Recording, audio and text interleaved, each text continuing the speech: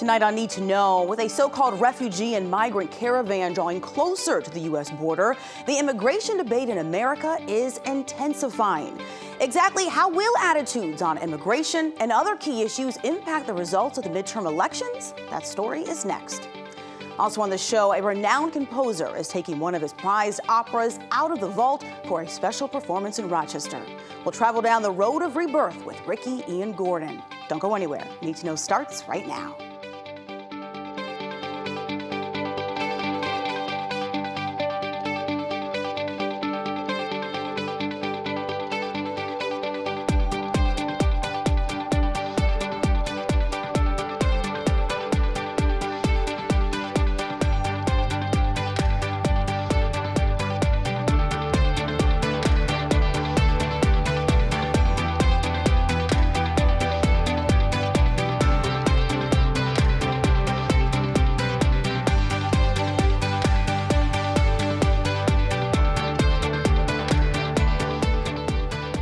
The call for more than 5,000 American troops to deploy to the U.S.-Mexico border has magnified our nation's immigration debate.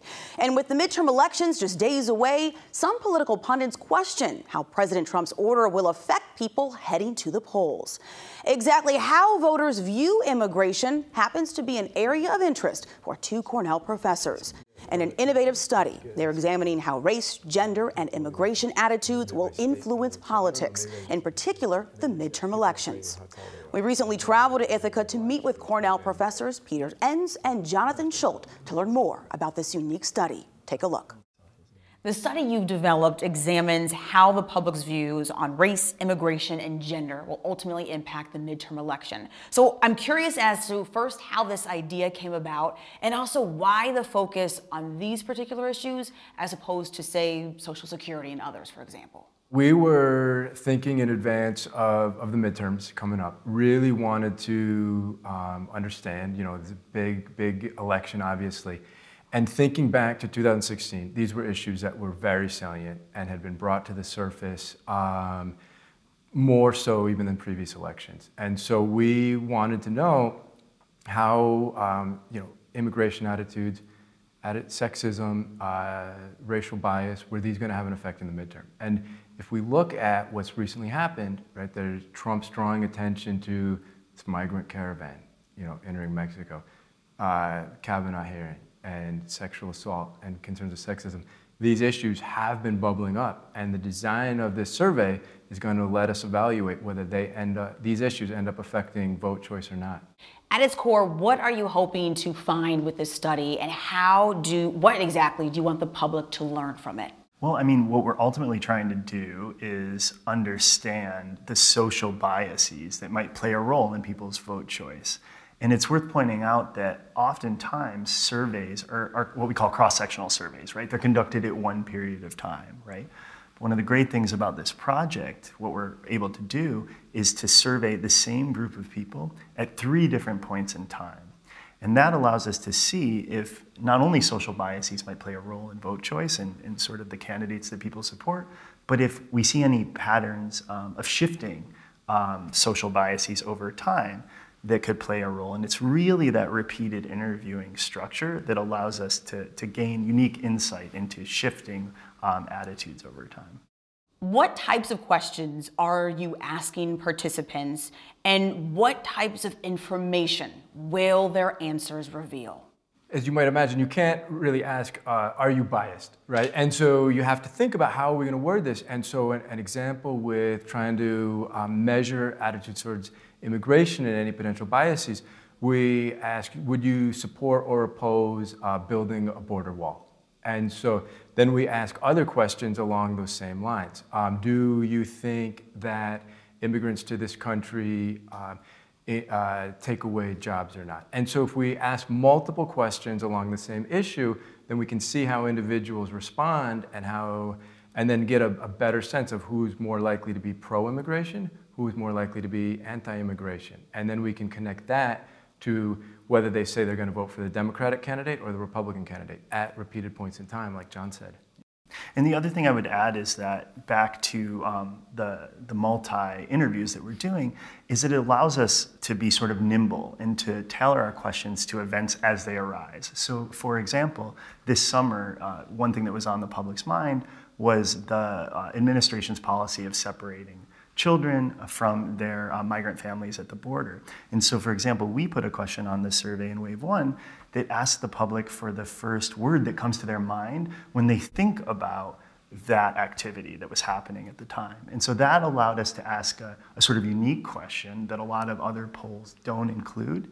And getting these sort of spontaneous top-of-mind associations really allowed unique insight. And what we saw is that overwhelmingly, the responses that we captured were negative. People were saying things like sad, people were saying things like horrible, right? And using that kind of open-ended question just gives us a little bit of a different angle than a standard question of how much do you oppose or support this policy. I've read that the questions in the first and last survey are incredibly important. Explain why.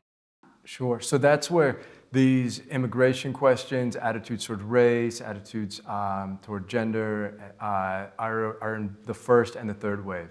And to get back to your earlier point about why is understanding any relationship between bias and vote choice important, we need to understand this for a couple of reasons. If we underestimate how bias plays in, we're not understanding how racial bias, anti-immigration bias is influencing political decisions. But the flip side also occurs if we overestimate. So let's say people are, I'm a Republican or I'm a Democrat, and it's based on job considerations or it's based on healthcare attitudes. And we're hearing stories of, well, Trump just tweeted about a migrant caravan, that's why people are voting for Republicans or voting against Republicans. If we overestimate how much bias plays into people's voting decisions, it makes politics even more polarized, because it's no longer, oh, my neighbor's a Republican because he or she has always been a Republican and cares about certain Republican issues. It's, oh, that person must think this about immigrants, right? So we really need to get it right and understand when bias plays a role in politics and when it doesn't, or when it doesn't quite as much as we thought. The first of the three surveys found that 89% of those who strongly support Black Lives Matter indicate they would vote for the Democratic candidate. Among those who strongly oppose the movement, only 8 indicate they would vote for a Democrat. So some may not find these results to be surprising. When you dig beyond the layers, though, what sorts of attitudes and voter trends can you speculate with responses such as this one that may not necessarily be apparent on the surface level? One of the things that we're seeing is on some questions we see sort of classic polarization. And the question you just saw, right? We saw, Democrats on one side, Republicans on the other. Perhaps not that surprising. But what our data are suggesting so far is that the story is not always that simple. So on other questions, we actually see a surprising amount of overlap and commonality. So for example, I already mentioned the open-ended responses to the policy of separating children from their families, right? That seemed like there was a negative response on both sides. We also, in our last wave, asked a question about support for news media. Given all the rhetoric we've seen around fake news and some in the administration casting doubt even on news coverage of hurricanes, right? With Hurricane Maria, there was some questioning by the president of whether or not 3,000 people really died during Hurricane Maria in Puerto Rico. And what we found, perhaps surprisingly, is that people on both sides, Republicans and Democrats, supporters of the president and people who disapprove of the president, overwhelmingly endorsed the importance of media when it comes to coverage of natural disasters and humanitarian crises. So really, you gotta dig a little deep, and it might depend on the issue where we see polarization occurring and where we don't. Are you noticing that attitudes are slightly shifting? The third wave will get the data back on November 2nd, so right before the election. And so we think that's going to give us a great window into what is likely to happen, because we're going to be able to see whether vote intentions have shifted since our first wave in July, and we're going to be able to see whether attitudes on any of these issues have shifted and whether they're shifting together. So we don't know if they are, and the data will tell us. What types of things contribute to attitude shifts? So beyond political robocalls and campaign ads, what else can impact voters and really change their perspectives and their attitudes? Yeah, it's a great question. I mean, the data will tell, but certainly what the literature suggests is it's not just the efforts of, say, campaigns and the candidates themselves doing negative ads. We, of course, see that a lot every time an election comes around. But, of course, there are political events that happen, right? For example, the migrant caravan that Peter mentioned, right? I mean, now this is an issue that's probably going to be interpreted through the lens of an immigration issue, right? And because we have data from wave one that speak to the public's attitudes towards immigration, and we can follow up with them in a couple of weeks to see how those attitudes of the very same people might have changed, right, from July until late October. If we see a difference there, right, it's possible that something like news coverage of the migrant caravan might be responsible for that. It's always hard to say with precision, but that's the sort of power of the sort of time one, time two comparisons that our survey allows us to do. When the midterm elections come to an end on November 6th, your work continues and you will be analyzing the implications of this survey for quite some time. So explain why, what will you be looking for, and how will you be using this information moving forward? Sure. So we'll be looking for whether the strength of attitudes and responses on these issues between the first wave and vote intentions in that first wave and the third wave, did they get stronger or not? Did they get weaker? We're going to look to your previous question. Did attitudes change at all? We have this measure of essentially implicit sexism, and so we've got that before the hearings toward Brett Kavanaugh and after, and that was a very salient issue related to sexual assault and gender issues. And so we're really going to be interested in comparing at the different points in time. And then we're also going to be interested in how is media covering the election. And we think if media, there's going to be a lot of different data sources and some stories relying on certain data or no data.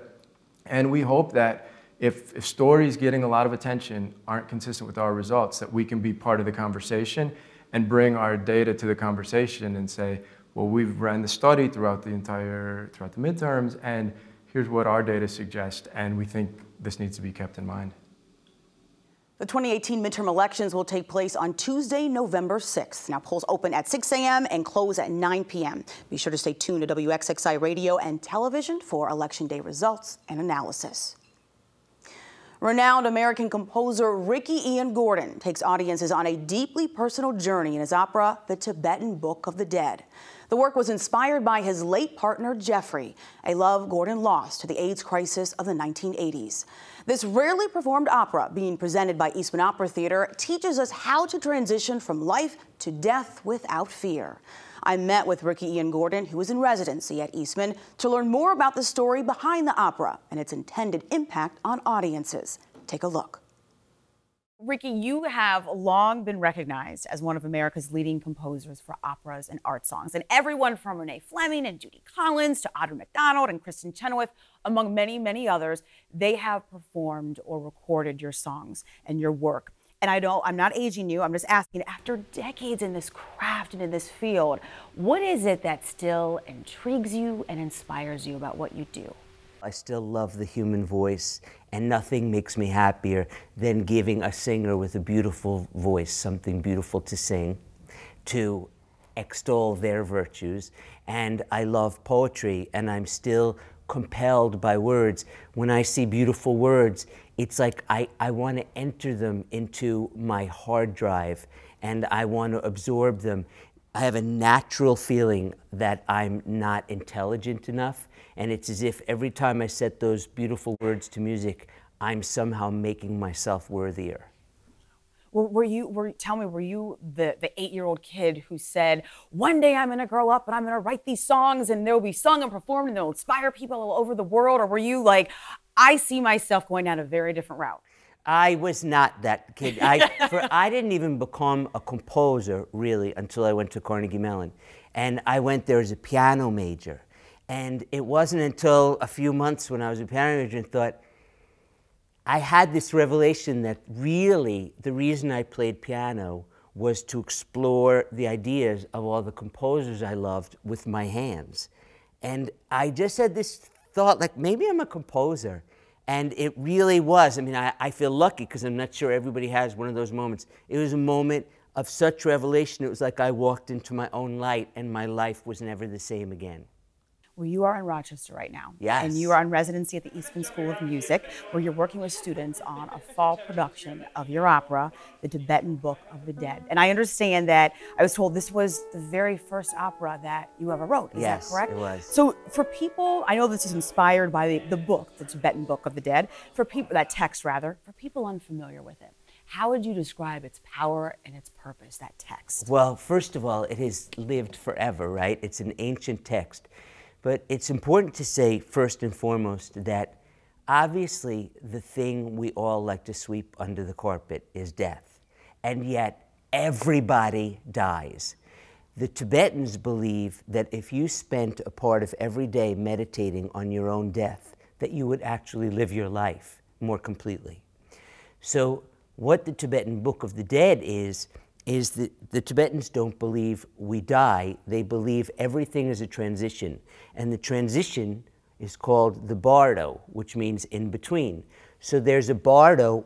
You and me are in a bardo right now. We're between death, we're between life and death. But when you die, you're between death and life. And you have choices in the bardo, according to the Tibetans. Either you can go straight to the light, straight to enlightenment, so that you never have to come back in a body and do this again, you know, and listen to our president lie or anything like that. Sorry, edit that. Or you're on a journey where you're pulled in 1,000 directions. The Tibetan Book of the Dead exists because they believe after the person dies for 3 days, right, the book should be read aloud to them to help keep them on the right path, so they do go to the right place, so they're not pulled in the wrong direction, so that they do either go to the light, or if they come back in a good body, in a good life, right? Like, I joke, but like they're born in Santa Barbara with money. Do you know what I mean? But that kind of thing, they believe. So but it ends up being, the Tibetan Book of the Dead is really a guidebook for both bardos, because even in our lives today, we are pulled in 1,000 directions, and we are all trying as hard as we can to stay on the right path and to be clear thinking and clear feeling. But there are 1,000 distractions, including the million we make up in our own mind. That is what the Tibetan Book of the Dead exists for and what it's about. And in this opera, that journey is dramatized. When it opens, we see a reader with the book, and he looks at the audience and he says, "Oh, you who have come to this place, sisters and brothers, friends, this person is dying. She has not chosen to do so. She is suffering greatly." And then they take us through what happens to the body when it dies, and then a sort of welcome to being home, a new home, the home out of the body, and then the journey begins through the bardo until it ends with rebirth. Why was it important for you to translate that text into an opera? In the 90s, okay, pretty much all the 90s, I was deeply in love with and in a relationship with a man named Jeffrey Grossi, and he was ill. When I first met him, on our first date, he told me he was HIV positive, and I had this revelation. I thought, I'm going to love him right out of the world. And when someone had AIDS at that time, they were really incrementally taken from you a little bit each day. And at one point, Jeffrey was in bed with his little glasses reading, and he basically asked me if I would help him die as a Buddhist. He had been reading all about Buddhism, and he wanted to die as a Buddhist. He wanted the help of these teachings. And I said yes. And so I began studying Buddhism. And I read an English translation of the Tibetan book called The Tibetan Book of Living and Dying by Sogyal Rinpoche. The book astounded me. And at the same time, David Gockley from Houston Grand Opera asked me if I would write an opera for that company. And somehow I told him that I was reading this book for Jeffrey, and he said, "Why don't you make an opera out of that?" And within a day, I found the playwright Jean-Claude Van Italy, who had made a play out of it in these terse, concise 17 scenes, dramatizing it. Within a day, I had my libretto. And Jean-Claude, by the way, American Buddhism, a lot of the Buddhism we know about now is all from the Shambhala publications, from Trungpa is the guru that, and Trungpa lived with Jean-Claude in Rome, Massachusetts. So Jean-Claude knows from where he speaks. So then I had Jean-Claude looking over me, helping me write this piece.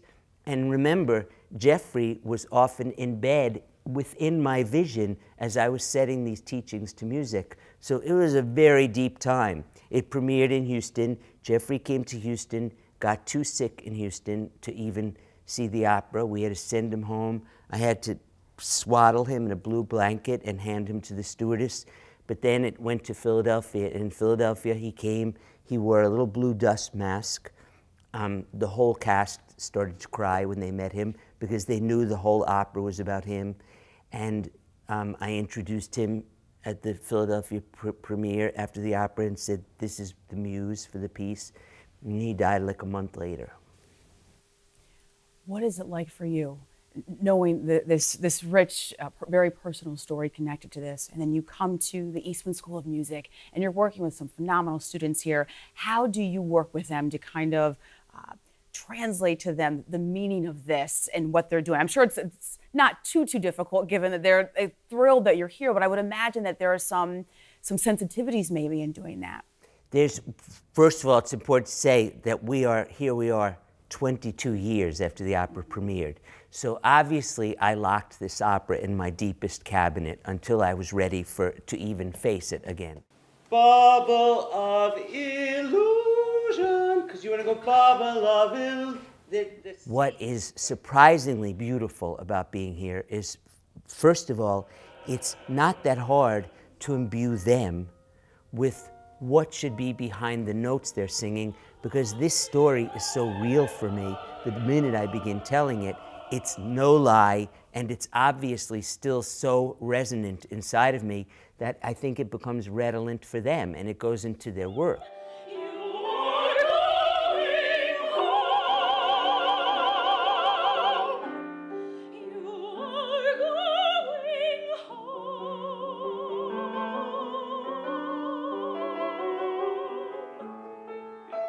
I also think that the importance of it to actually talk with them about everybody has lost someone, or everybody is afraid of losing someone, or everybody is afraid of dying. When someone you love dies, you have to help be a part of guiding them to the right place. So to talk about this is a manual created to make that whole idea more peaceful, more beautiful, more believable, and more manageable.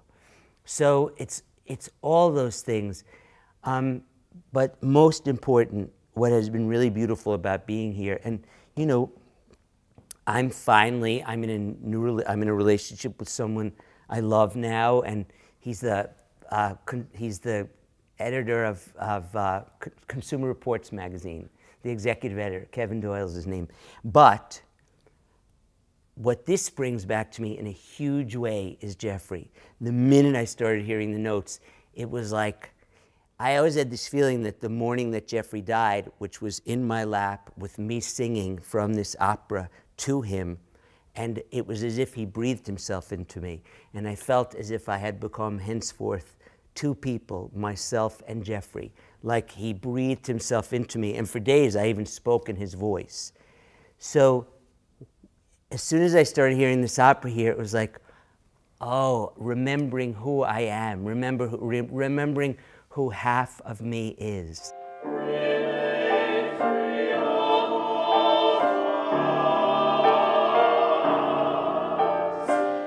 The next day, I really couldn't help myself, and I sent the cast, I sent everyone a picture of Jeffrey. I just wanted them to see who inspired this piece. So it's been a big experience, and it's no mistake that at the end of the second time I heard the opera yesterday, that somehow Wilson Sutherland, who works here as one of the pianists and coaches, his instinct was to take me to see the sunset on Lake Ontario, because the minute we were by that water, it was as if My spirit needed room to stretch out. Like we had been in this little room looking at this opera, and I was so overwhelmed with feelings. And then there we were at that vast body of water.